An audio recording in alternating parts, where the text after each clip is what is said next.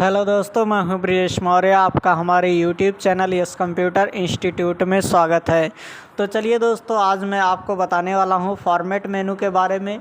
इस फॉर्मेट मेनू में आज मैं आपको टेक्स्ट की फॉर्मेटिंग कैसे की जाती है इसके बारे में पूरा बताने वाला हूं। इसी के साथ साथ आप स्पेसिंग की कैसे फॉर्मेटिंग करेंगे इनके बारे में मैं आपको बताने वाला हूं। आप अलाइनमेंट कैसे करते हैं, इसको कैसे सेट किया जाता है, इनके बारे में आपको बताने वाला हूं। इसी के साथ साथ आपको लिस्ट कैसे बनानी है, इस तरह से इनके बारे में भी आज मैं आपको बताने वाला हूं। तो चलिए दोस्तों, सबसे पहले मैं आपको यहाँ से टेक्स्ट की फॉर्मेटिंग के बारे में बता देता हूँ कि आप टेक्स्ट की फॉर्मेटिंग कैसे करेंगे। जैसा कि यहाँ पे टेक्स्ट फॉर्मेटिंग में आप पहला ऑप्शन बोल्ड देख रहे हैं। इस बोल्ड का शॉर्टकट की कंट्रोल के साथ बी होता है। आप कंट्रोल के साथ बी करके बोल्ड का प्रयोग कर सकते हैं। तो आप यहाँ से फॉर्मेट मेनू पे जाने के बाद टेक्स्ट पे जाएंगे। टेक्स्ट पे जाने के बाद जिस भी टेक्स्ट को आपको बोल्ड करना है, जैसे मान लीजिए कि हम यहाँ से कुछ टेक्स्ट को सेलेक्ट कर ले रहे हैं और इन टेक्स्ट को हमें बोल्ड करना है। तो सेलेक्ट करने के बाद आप जाएंगे फॉर्मेट पे जाने के बाद टेक्स्ट पे जाएंगे और यहाँ से बोल्ड पे क्लिक कर देंगे।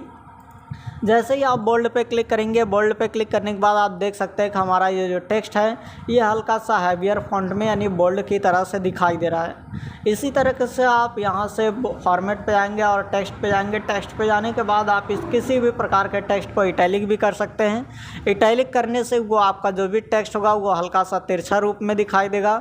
सिंगल अंडरलाइन भी दे सकते हैं। सिंगल अंडरलाइन पे यदि अगर आप क्लिक कर देंगे तो उसके नीचे एक सिंगल अंडरलाइन बन जाएगी, जैसा कि आप यहाँ पे देख सकते हैं। लेकिन आपको ये सभी कमांड का प्रयोग करने के लिए आपको सबसे पहले उस टेक्स्ट को सेलेक्ट करना होगा। यदि अगर आप इन कमांड के फॉर्मेटिंग के बारे में आप जानना चाहते हैं, अधिक जानकारी चाहते हैं, तो आप हमारी यहाँ से फॉर्मेटिंग टूल बार के बारे में मैंने पूरा एक्सप्लेन किया था। आप वहाँ से भी इसके बारे में पूरी जानकारी ले सकते हैं। अथवा आप यहीं से फॉर्मेट मेनू पे जाएंगे। फॉर्मेट पे जाने के बाद टेक्स्ट पे आप चाहेंगे तो बोल्ड करना तो बोल्ड कर सकते हैं। बोल्ड को हटाना चाहते हैं तो आप यहीं से हटा भी सकते हैं। इटैलिक करना चाहते हैं जिसका शॉर्टकट की कंट्रोल के साथ आई होता है, आप कंट्रोल के साथ आई का प्रयोग करके भी इटैलिक कर सकते हैं। तो आई इस पर क्लिक करके इसी तरह से अगर उसके नीचे एक अंडरलाइन लाइन देना चाहते हैं तो आप यहाँ से सिंगल लाइन पे क्लिक कर सकते हैं। सिंगल अंडरलाइन पे जैसे ही क्लिक करेंगे उसके नीचे एक अंडरलाइन बन जाएगी। आप यहाँ से डबल अंडरलाइन पे भी क्लिक कर सके, उसके नीचे डबल अंडरलाइनिंग का प्रयोग कर सकते हैं। इसी तरह से आप स्ट्राइक थ्रू पे क्लिक करके उसके बीच में लाइनिंग का प्रयोग कर सकते हैं। अगर ओवर लाइनिंग पे आप क्लिक करेंगे तो जो आपका टेक्स्ट होगा उसके ऊपर एक लाइन खींच सकते हैं। इसी तरह से आप सुपर स्क्रिप्ट और सब स्क्रिप्ट का भी प्रयोग कर सकते हैं। सुपर स्क्रिप्ट का प्रयोग तब किया जाता है जब आप किसी भी टेक्स्ट पे पावर देना चाहते हैं। जैसे फॉर एग्जांपल मैं आपको यहाँ पे बता देता हूँ कि किस तरह से आप सुपर स्क्रिप्ट का प्रयोग करते हैं। इसके लिए जैसे मान लीजिए कि हमें 10 की पावर 2 लिखनी है तो आप 102 लिखेंगे। इसके बाद 2 को सेलेक्ट करेंगे। 2 को सेलेक्ट करने के बाद आप फॉर्मेट मेनू पे जाएंगे। फॉर्मेट पे जाने के बाद टेक्स्ट पे जाएंगे और टेक्स्ट पे जाने के बाद आप सुपर स्क्रिप्ट पे क्लिक कर देंगे। इसका शॉर्टकट की कंट्रोल शिफ्ट के साथ पी होता है। जैसे ही आप सुपर स्क्रिप्ट पे क्लिक करेंगे आप देख सकते हैं कि यहाँ पे 10 की पावर 2 लिखा चुका है। आइए अब मैं आपको इस तरह से बताने वाला हूँ कि आप H2 SO4 कैसे लिखेंगे। इसके लिए जैसा कि आपने देखा कि मैंने H लिखा तो ये ऊपर ही लिखा रहा है। आप पावर में ही हम इसे नॉर्मल लिखना चाहते हैं तो नॉर्मल लिखने के लिए आपको ये जो सुपर स्क्रिप्ट लगाया गया है इसे आप यहाँ से हटा दें। हटाने के बाद आप यहाँ से H2 SO4 लिख सकते हैं। इसके बाद H2 और S फिर यहाँ से O4। अगर 2 को आप डाउन पावर में ले जाना चाहते हैं तो इसके लिए 2 को आपको सेलेक्ट करना होगा। इसके बाद आप फॉर्मेट पे जाएंगे। फॉर्मेट पे जाने के बाद टेक्स्ट की फॉर्मेटिंग में आप यहाँ से सब सुपर स्क्रिप्ट का प्रयोग करके अप पावर में ले आ सकते हैं। और यदि अगर आप सब स्क्रिप्ट का प्रयोग करते हैं तो उसे डाउन पावर में ले जा सकते हैं। तो जैसा कि मैं इस पर क्लिक कर दे रहा हूँ और देख सकते हैं ये डाउन पावर में चला गया। इसी तरह से आप इसको भी सेलेक्ट करके आप चाहे तो फॉर्मेट मेनू से इसकी फॉर्मेटिंग कर सकते हैं। आप चाहे तो यहाँ से फॉर्मेटिंग टूल बार से भी इसकी फॉर्मेटिंग कर सकते हैं। जहाँ से भी आप करना चाहते हैं वहाँ से आप कर सकते हैं। तो आइए मैं इस पर आपको थोड़ा साइडो लगा के दिखाता हूँ। इसके लिए आपको फॉर्मेट करना होगा और आप यहाँ से जाएंगे साइडो पे। जैसे साइडो क्लिक करेंगे आप देख सकते हैं कि इस टेक्स्ट के पीछे हल्का सा साइडो लगा हुआ है। यदि अगर आप इसको आउटलाइनिंग फॉर्मेट में देखना चाहते हैं तो आउटलाइन फॉर्मेट में देखने के लिए आपको फॉर्मेट पे जा करके यहाँ से आपको आउटलाइन पे क्लिक करना होगा। जैसे ही आप आउटलाइन पे क्लिक करेंगे आप देख सकते हैं कि इसका जो फॉर्मेट है वो आउटलाइन फॉर्म में दिखाई दे रहा है। इसी तरह से फिर से आपको फॉर्मेट में जाना है। फॉर्मेट पे जाने के बाद यदि अगर आप इंक्रीज साइज़ इसकी साइज़ को बढ़ाना चाहते हैं, जैसा कि आप देख पा रहे हैं यहाँ पे ये साइज़ छोटी है और यहाँ पे ये थोड़ी सी बड़ी दिख रही है। इस तरह से अगर आप इसकी साइज़ को बढ़ाना चाहते हैं तो सबसे पहले आपको सेलेक्ट करना होगा। आप ये चाहे तो फॉर्मेटिंग टूल बार से भी इसको बढ़ा सकते हैं। आप चाहेंगे तो यहाँ से फॉर्मेट पे जाने के बाद आप यहाँ से इंक्रीज साइज़ पे क्लिक करेंगे। इंक्रीज साइज़ का शॉर्टकट की कंट्रोल के साथ क्लोज ब्रैकेट होता है और डिक्रीज साइज़ का शॉर्टकट की कंट्रोल के साथ ओपन ब्रैकेट का प्रयोग होता है। अगर आप इंक्रीज साइज़ करते हैं तो जो आपने टेक्स्ट लिखा है उसकी साइज़ को आप बढ़ा सकते हैं। बढ़ाने के बाद जितना आप सेट करना चाहते हैं कर सकते हैं। यदि अगर आप डिक्रीज साइज़ पे क्लिक करेंगे तो उसकी साइज़ को छोटा कर सकते हैं। जैसे कि मैं यहाँ पर इंक्रीज़ कर दे रहा हूँ तो जैसा कि आप देख सकते हैं इसकी साइज़ थोड़ी सी बढ़ चुकी है। आइए मैं आपको फिर से यहीं से फॉर्मेट पे जाने के बाद आपको यहाँ से टेक्स्ट पे जाना है। इसके बाद ये upper case, lower case, cycle case, sentence case, capitalise every word, toggle case के बारे में बताता हूँ। तो अपर केस पे यदि अगर आप क्लिक करेंगे, अपर केस पे क्लिक करने के बाद आप देख सकते हैं कि यहाँ पे जो भी टेक्स्ट लिखा हुआ वो पूरा कैपिटल लेटर में लिखा हुआ है, कहीं भी स्मॉल लेटर में नहीं है। इसी तरह से आपको फिर से फॉर्मेट पे जाना है और टेक्स्ट पे यदि अगर आप लोअर केस पे क्लिक करते हैं तो ये पूरा देखेंगे कि पूरा स्मॉल लेटर में है।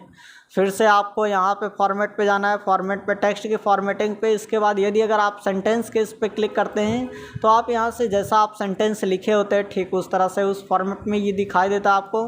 फिर से आप फॉर्मेट पे जाएंगे, फॉर्मेट पे टेक्स्ट पे जाने के बाद आप यहाँ से यदि अगर कैपिटलाइज एवरी वर्ड पे क्लिक करते हैं तो आप देख सकते हैं जितने हमारे वर्ड लिखे गए हैं ये सभी कैपिटल लेटर में लिखा गया है। जितने भी वर्ड रहेंगे सभी। यहीं से फिर से आप फॉर्मेट पे जाएंगे टेक्स्ट पे। इसके बाद आपको यहाँ पे क्लिक करना है ये टॉगल केस। यदि अगर आप टॉगल केस पे क्लिक करते हैं तो आप देख सकते हैं कि हर एक शब्द का पहला अक्षर स्मॉल है, उसके बाद और भी जो भी शब्द लिखा हुआ वो पूरा कैपिटल है। तो इस तरह से आप चाहे तो यहाँ से इन सभी का प्रयोग कर सकते हैं। लेकिन यदि अगर आप किसी पे क्लिक ना करके अगर आप साइकिल केस का प्रयोग करना चाहते हैं जिसका शॉर्टकट की शिफ्ट के साथ F3 होता है, यह ऑटोमेटिक बदलता रहता है, कभी अपर केस में, फिर उसके बाद लोअर केस में, सेंटेंस केस में, कैपिटलाइज एवरी वर्ड में, टॉगल केस में, ये बदलता रहता है। तो आपको यहाँ से साइकिल केस पे जैसे ही क्लिक किए हम देख सकते हैं कि यहाँ पे ये हर शब्द का पहला अक्षर कैपिटल है। इसका मतलब ये इसको इस रूप में कन्वर्ट किया। आप यहाँ से टेक्स्ट पे जा करके ये देख सकते हैं कैपिटलाइज एवरी वर्ड के रूप में है ये। लेकिन फिर से यदि अगर आप साइकिल केस पे क्लिक करेंगे तो आप देख सकते हैं ये सेंटेंस केस में बदल चुका है जिसका पहला अक्षर ओनली कैपिटल है और बाकी सभी स्मॉल है। इसी तरह से फिर से आप फॉर्मेट पे जाएंगे, फॉर्मेट पे जाने के बाद यदि अगर आप फिर से ये साइकिल केस पे क्लिक करेंगे तो आप देख सकते हैं ये कैपिटल लेटर में हो चुका है, यानी अपर केस में। तो इसी तरह से आप फॉर्मेट पे जा करके यहाँ से टेक्स्ट पे चाहे तो अपर केस या लोअर केस, साइकिल केस करेंगे तो ये सभी में ऑटोमेटिक कन्वर्ट करता रहता है। और यहीं से आप चाहे तो स्मॉल कैपिटल्स पे भी क्लिक कर सकते हैं। स्मॉल कैपिटल्स का मतलब ये होता है कि जो भी आपका टेक्स्ट लिखा होगा वो थोड़ा सा स्मॉल साइज़ में रहेगा लेकिन कैपिटल में लिखा होगा। तो आप यहाँ से इस पर क्लिक करके उसका भी प्रयोग कर सकते हैं और चाहे तो फिर यहीं से टेक्स्ट पे जा करके इसे हटा भी सकते हैं।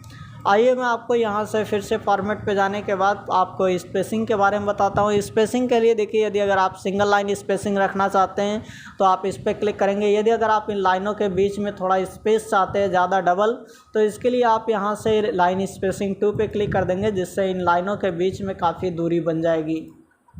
तो इस तरह से आप यहाँ से इसको सेट कर सकते हैं। अगर लाइनों के बीच की दूरी को कम करना चाहते हैं तो फिर से आपको फॉर्मेट पे जाना है, स्पेसिंग पे। इसके बाद आप यहाँ से लाइन स्पेसिंग 1 पे क्लिक कर सकते हैं जिससे वो सिंगल लाइन स्पेसिंग रहेगी। इसी तरह से आप पैराग्राफ स्पेसिंग को अगर बढ़ाना चाहते हैं, जैसे मान लीजिए मैं पहले यहाँ से लाइन स्पेसिंग 1 यानी सिंगल लाइन स्पेसिंग पे क्लिक कर दिया।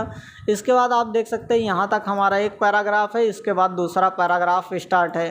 जैसा कि आपको देखने में थोड़ी सी परेशानी हो रही है कि हमारा पैराग्राफ कहाँ से स्टार्ट है, तो अगर आप इनका डिफरेंट देखना चाहते हैं तो डिफरेंट देखने के लिए आपको यहाँ से फॉर्मेट पे जाना है। इसके बाद स्पेसिंग पे आप यहाँ से इंक्रीज पैराग्राफ स्पेसिंग करेंगे। जैसे ही पैराग्राफ स्पेसिंग इंक्रीज़ करेंगे आप यहाँ से जा करके इसके बीच में देख सकते हैं कि जो पैराग्राफ के बीच की दूरी है ये काफ़ी बढ़ती चली जा रही है। इससे हमें पता चल जा रहा है कि हमारा जो पैराग्राफ है, एक पैराग्राफ यहाँ तक है और फिर दूसरा पैराग्राफ ये है। इस तरह से अगर आप पैराग्राफ के बीच की दूरी को बढ़ाना चाहते हैं तो आप फॉर्मेट पे जा करके स्पेसिंग से इसको यहाँ से इंक्रीज़ कर सकते हैं। लेकिन यदि अगर आप उस स्पेसिंग को कम करना चाहते हैं तो आप यहाँ से डिक्रीज पैराग्राफ स्पेसिंग पे क्लिक करेंगे। अगर आप इंडेंट को बढ़ाना चाहते हैं, जैसा कि यहाँ पे देख सकते हैं ये इंडेंट होता है, अगर आप इसे राइट साइड ले जा करके सेट करना चाहते हैं तो आप फॉर्मेट पे जाएंगे और फॉर्मेट पे जाने के बाद आपको स्पेसिंग पे जाना है। इसके बाद इंक्रीज इंडेंट पे क्लिक करना है। जैसे आप इंक्रीज इंडेंट पे क्लिक करेंगे आप देख सकते हैं कि हमारा जो इंडेंट था ये यहाँ से यहाँ तक पूरा सेट हो चुका है और जो हमारा टेक्स्ट लिखा हुआ है वो भी थोड़ा सा इंक्रीज हो चुका है। आपको फिर से फॉर्मेट पे जाना है, अलाइन पे, यहाँ से स्पेसिंग पे जाना है। स्पेसिंग पे जाने के बाद फिर से आपको इंक्रीज इंडेंट पे क्लिक करना है। जैसे इंक्रीज करेंगे देखिए यहाँ से ये बढ़ चुका है। अगर आप इसे नॉर्मल लिखना चाहते हैं तो फिर से आप स्पेसिंग पे जा करके इसी को डिक्रीज भी कर सकते हैं, इंडेंट आपका घटता हुआ चला जाएगा। आइए आपको फॉर्मेटिंग पे जाने के बाद मैंने आपको स्पेसिंग के बारे में पूरा बता दिया। अब मैं आपको अलाइनमेंट के बारे में बताने वाला हूँ। तो अब मैं आपको अलाइनमेंट के बारे में बताने वाला हूँ। अलाइनमेंट के लिए आप यहाँ पे देख सकते हैं कि ये 4 प्रकार के अलाइनमेंट पाए जाते हैं, लेफ़्ट, राइट, सेंटर और जस्टिफाई।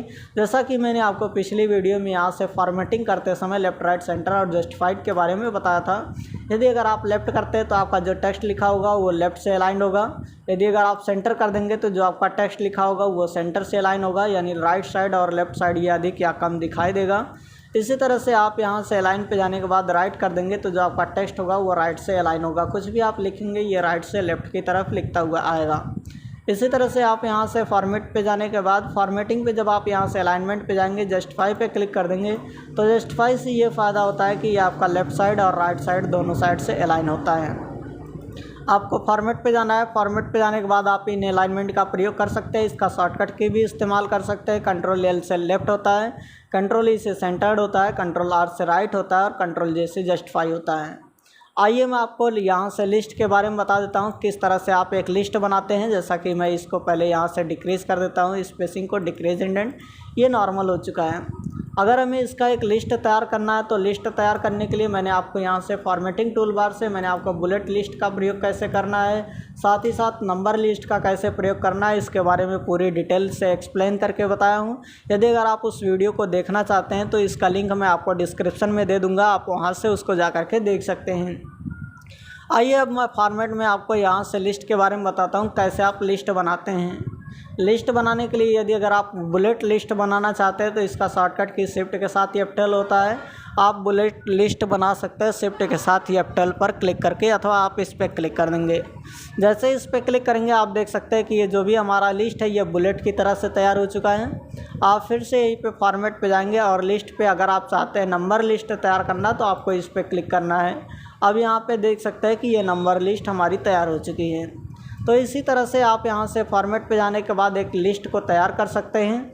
यदि अगर आप इसे डिमोट करना चाहते हैं तो आप यहाँ से डिमोट भी कर सकते हैं। जैसा कि अभी आप देखा कि यहाँ से ये टेक्स्ट हमारा थोड़ा सा राइट साइड हो चुका है, और भी अगर राइट ले जाना चाहते हैं तो फिर से आप लिस्ट पे जा कर के यहाँ से डिमोट कर सकते हैं। एक एक लेवल इसको डिमोट किया जा सकता है। आप फिर से यहीं पे फॉर्मेट पे जाएंगे, लिस्ट पे आप चाहे तो इसे प्रमोट भी कर सकते हैं, वापस रिटर्न ला सकते हैं। आप इसी तरह से इसका भी प्रयोग कर सकते हैं, इनका भी प्रयोग कर सकते हैं, मूव अप भी कर सकते हैं, मूव डाउन भी कर सकते हैं, मूव डाउन विथ सब पॉइंट्स भी कर सकते हैं, मूव अप विथ सब पॉइंट्स भी कर सकते हैं। आप चाहे तो यहाँ से नंबरिंग को ऑफ भी कर सकते हैं। अगर आप नंबरिंग को ऑफ करना चाहते हैं तो इस पर क्लिक कर देंगे, जिससे आप देख सकते हैं कि आपके टेक्स्ट के सामने यहाँ पर किसी भी प्रकार का नंबर आपको नहीं दिखाई देगा। आपको फिर से फॉर्मेट पे जाना है लिस्ट पे, और लिस्ट पे जाने के बाद यदि अगर आप इस लिस्ट को तैयार करना चाहते हैं तो चाहे आप बुलेट लिस्ट तैयार करिए चाहे नंबर लिस्ट। जब आप इस लिस्ट को तैयार कर लेते हैं, तैयार करने के बाद आप चाहे तो यहाँ से रीस्टार्ट नंबरिंग भी कर सकते हैं। रीस्टार्ट नंबरिंग का मतलब ये होता है कि जैसे हमें यहाँ से एक नंबर स्टार्ट करना है और हमने ऑलरेडी पहले से पूरे पे एक नंबर लिस्ट दिया हुआ है, जैसे यहाँ से सेलेक्ट करके मैंने इसको पूरा नंबर दिया हूँ। अगर आप इसी तरह से अगर दूसरा एक नंबरिंग तैयार करना चाहते हैं तो आपको फिर से फॉर्मेट पे जाना होगा। इसके बाद यहाँ से लिस्ट पे, इसके बाद आप रीस्टार्ट नंबरिंग का भी प्रयोग कर सकते हैं। रीस्टार्ट नंबरिंग पे क्लिक कर देंगे तो आप यहाँ से देख सकते हैं हमारी एक दूसरी नंबरिंग से स्टार्ट हो चुकी है। अब यहाँ से हम जो कुछ भी लिखेंगे ये नई नंबरिंग के साथ शुरुआत होती है। तो आप यहाँ से इन सभी का प्रयोग कर सकते हैं। फॉर्मेट पे जाने के बाद आपने सीखा कि हमने कैसे टेक्स्ट की फॉर्मेटिंग की, किस तरह से इसको किया जाएगा, इसी तरह से कैसे हमने स्पेसिंग का प्रयोग किया, अलाइनमेंट का कैसे हमने प्रयोग किया, लिस्ट का कैसे प्रयोग किया गया। यदि अगर आपको ये वीडियो अच्छी लगी हो तो आप हमारे चैनल को सब्सक्राइब करें, साथ ही साथ बेल आइकन को भी प्रेस करें ताकि मैं आपके लिए इसी तरह से और भी वीडियोज़ बनाता रहूँ। जय हिंद, नमस्कार दोस्तों।